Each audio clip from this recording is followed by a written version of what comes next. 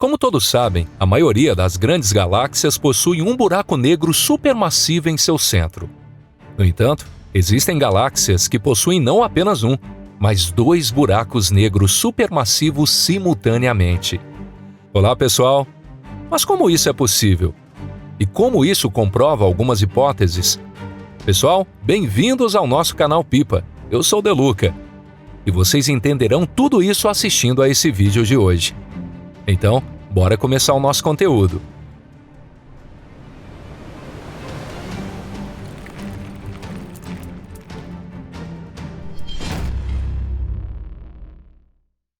Como as galáxias crescem?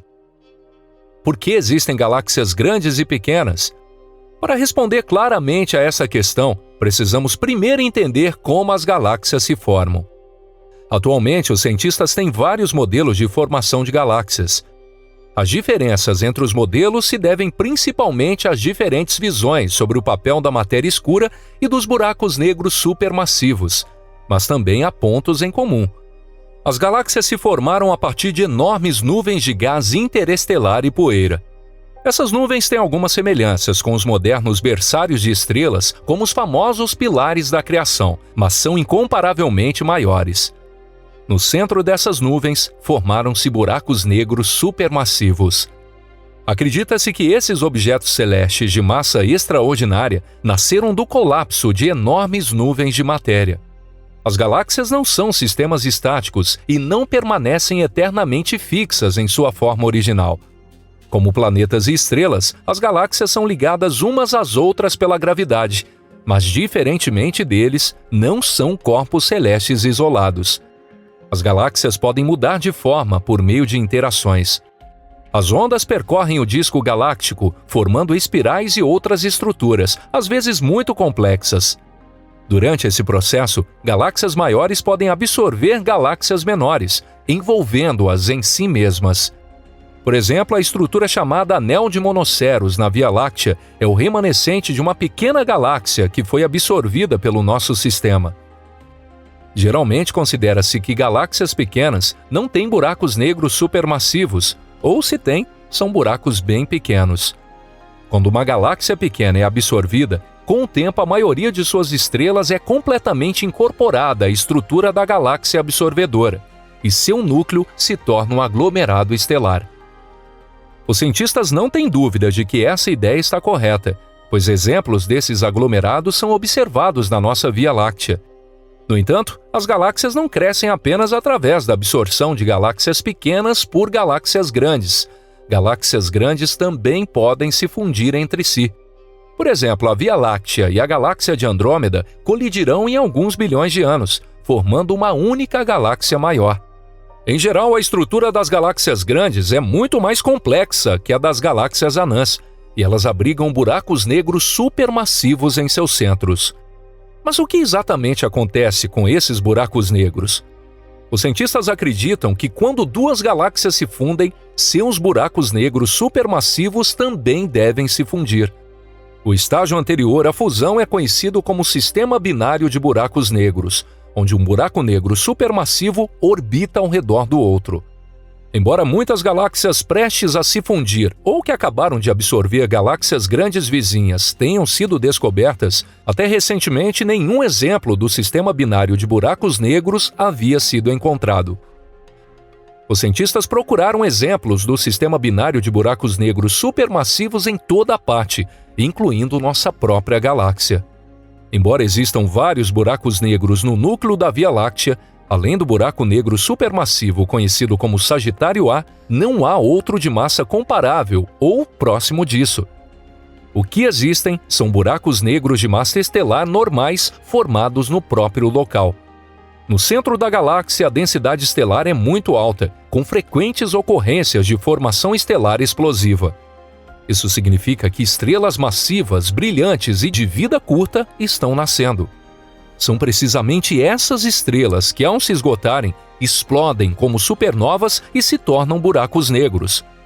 Como nenhum sistema binário de buracos negros supermassivos foi encontrado, os cientistas começaram a considerar que os buracos negros poderiam estar se fundindo de outra maneira.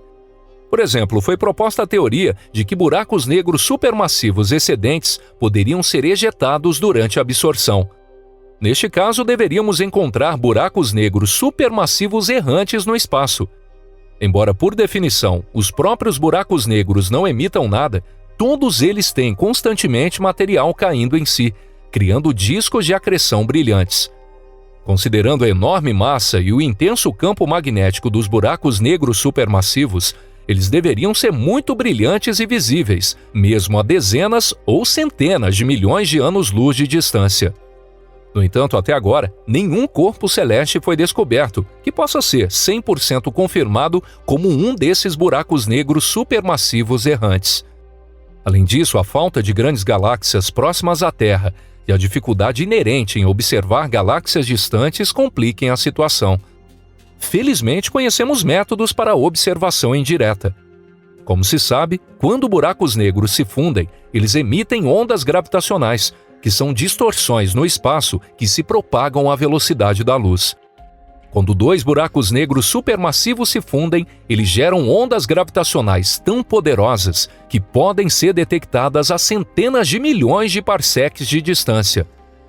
Há outro método de observação indireta. Este envolve investigar os núcleos galácticos ativos. Como mencionado anteriormente, tanto buracos negros supermassivos quanto buracos negros estelares possuem discos de acreção, compostos por poeira cósmica e gás capturados por sua gravidade. O material no disco de acreção é fortemente aquecido pela fricção e pela ação do campo magnético do buraco negro. Quando a matéria cai no buraco negro, ela é capturada por linhas de campo magnético intensas, próximo à superfície do horizonte de eventos, e é espalhada ao longo dessas linhas, sendo ejetada pelos polos. Isso gera os chamados jatos relativísticos. Esses são fluxos de gás muito quentes e brilhantes que se movem a velocidades próximas à da luz e também podem ser observados de longe. Como mencionamos em um vídeo anterior aqui no nosso canal sobre jatos relativísticos, esse é um outro fenômeno fascinante e impactante. No contexto da busca por buracos negros supermassivos binários, nosso interesse está no fato de que quando dois buracos negros supermassivos estão presentes em um núcleo galáctico ativo e um deles emite jatos relativísticos, o outro buraco negro orbita ao seu redor, causando eclipses periódicos. O que procurávamos há tanto tempo? Foi justamente através desse método de observação indireta que finalmente conseguimos descobrir um sistema binário de buracos negros supermassivos em um núcleo galáctico ativo. Descobrimos que essa galáxia é a PG 1553+153. A luz emitida pelo centro dessa galáxia alterna entre se tornar mais brilhante e mais escura. Ou seja, o núcleo galáctico comporta-se como uma estrela variável. O período dessa pulsação é estável e invariável, durando pouco mais de 2 anos. No caso das estrelas, as variações de luminosidade são frequentemente causadas por estrelas menores ou planetas que as orbitam. A propósito, esse método de detecção de eclipse, método de trânsito, ainda é uma das principais formas de procurar exoplanetas. É por essa razão que a maioria dos exoplanetas descobertos são gigantes gasosos que orbitam muito próximos a estrelas anãs, ou pelo menos superterras. Portanto, o método de detecção de trânsito testado e comprovado nos ajuda novamente. Ao investigar mais a fundo a PG 1553+153, encontramos um corpo celeste que aparenta ser um sistema binário de buracos negros supermassivos. No entanto, os céticos propõem outras opções para explicar o comportamento anormal do núcleo galáctico ativo. Por exemplo, variações periódicas no campo magnético ou a existência de uma densa nuvem de poeira que orbita muito próximo ao sistema do buraco negro supermassivo, completando uma volta a cada 2 anos.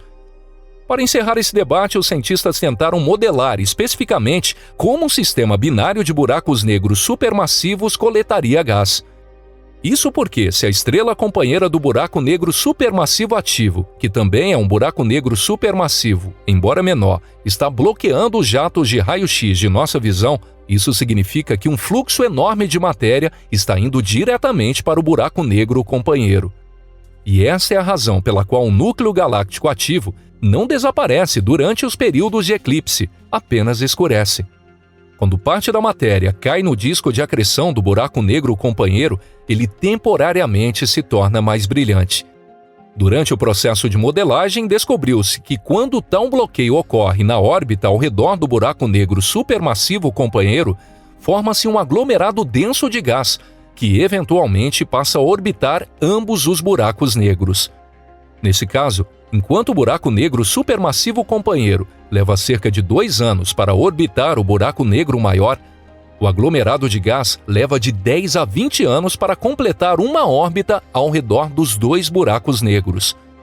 Assim, a teoria do sistema binário de buracos negros supermassivos é considerada a mais provável. No entanto, mais observações serão necessárias. Os cientistas acreditam que, além do ciclo regular de 2 anos da PG 1553+153, que já foi observado e confirmado, precisam observar o ciclo mais longo do aglomerado de gás brilhante que orbita os 2 buracos negros do sistema binário. Para confirmar definitivamente, será necessário acompanhar vários desses ciclos. Isso significa que, infelizmente, levará pelo menos 30 anos até que possamos afirmar com confiança a descoberta do primeiro sistema binário de buracos negros supermassivos. E se você gostou desse vídeo, não esqueça de deixar um like e compartilhar em suas redes sociais. Contamos muito com vocês para o desenvolvimento do nosso canal. Nos vemos na próxima aqui no canal Pipa. Um forte abraço e até lá. Tchau, tchau.